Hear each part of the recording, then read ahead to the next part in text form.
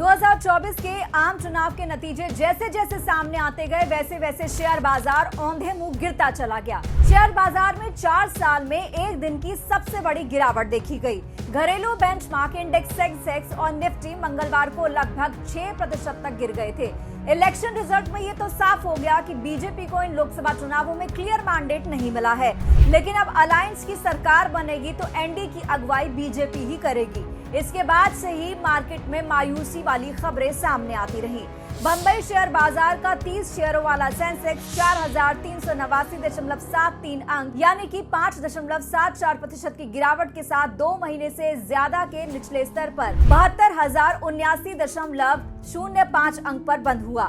दिन के कारोबार में सेंसेक्स 6,234.35 अंक यानी कि 18.15% के नुकसान के साथ 5 महीने के निचले स्तर 70,234.43 अंक पर आया। नेशनल स्टॉक एक्सचेंज का निफ्टी भी 1,982.45 अंक यानी कि 8.52% गिरकर 21,281.45 अंक के निचले स्तर पर पहुंच गया। कारोबार के आखिर में 1,379.40 यानी कि 5.93% की भारी गिरावट के साथ 21,884.50 अंक पर बंद हुआ। सेंसेक्स और निफ्टी में इससे पहले 23 मार्च 2020 को लगभग 13% की गिरावट दर्ज की गई थी। उस दिन कोविड-19 महामारी की वजह से लॉकडाउन का ऐलान किया गया था। आम चुनाव के अनएक्सपेक्टेड रिजल्ट ने घरेलू बाजार में डर का माहौल फिलहाल पैदा कर दिया है, लेकिन अभी भी बाजार एनडीए गठबंधन पर भरोसा बनाए रखे हुए है। गठबंधन का नेतृत्व अब भी बीजेपी के पास है और पार्टी इस बार के आम चुनाव के नतीजों में भी सबसे ज्यादा सीटें जीतने वाली पार्टी बनी है, लेकिन मेजॉरिटी नहीं मिलने की वजह से मध्य अवधि चुनाव का खतरा इस सरकार पर भी दिख रहा है, जिस वजह से बाजार में स्टेबिलिटी मुश्किल ही नजर आ सकती है। इस बार के उलट 2014 और 2019 के चुनाव परिणामों की बात करें तो उस दिन बढ़त के निशान पर ये दोनों बंद हुए थे। नरेंद्र मोदी सरकार के 16 मई 2014 को सत्ता में आने के समय सेंसेक्स 261.14 अंक यानी कि 0.90% की बढ़त के साथ 24,121.74 अंक पर बंद हुआ था। वहीं निफ्टी 79.85 अंक या 1.12% बढ़कर 7,203 पर बंद हुआ था। उस दिन कारोबार के दौरान बीएसई बेंचमार्क सेंसेक्स पहली बार 25,000 के आंकड़े तक पहुंचा था।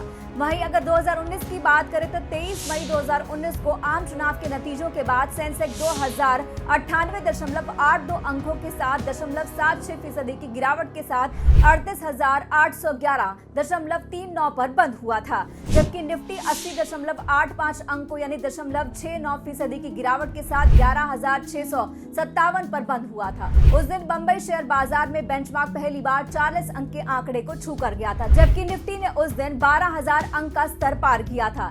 सेंसेक्स की 30 कंपनियों में एनटीपीसी 15% से अधिक गिर गया है। वहीं भारतीय स्टेट बैंक 14% से ज्यादा टूटा है। लार्सन एंड ट्रूबो में 12% की गिरावट आई है। पावर ग्रिड के शेयरों में 12% का नुकसान दिखा। इसके अलावा Tata steel, IndusInd bank, Bharti Airtel, ICICI bank, Axis bank, Reliance जैसे कई शेयरों में गिरावट दर्ज की गई है। मंगलवार के कारोबार सत्र के दौरान हिंदुस्तान यूनिलीवर 6% और नेस्ले 3% मजबूत हुए हैं। Tata consultancy services, Asian paints और सन फार्मा के शेयर भी लाभ में रहे हैं।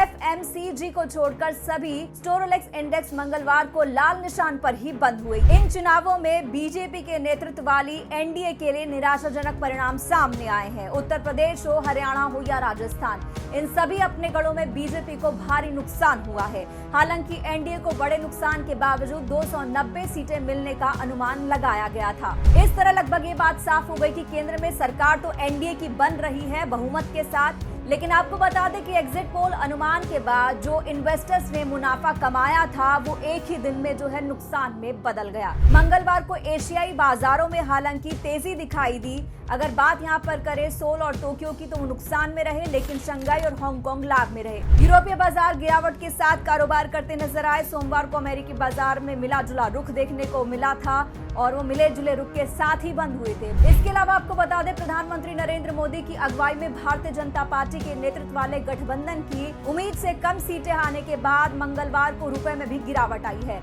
अमेरिकी डॉलर के मुकाबले 0.47% फिसल कर 83.53 पर यह बंद हुआ, जो पिछले साल फरवरी में प्रतिशत में रुपए की एक दिन की सबसे बड़ी गिरावट है।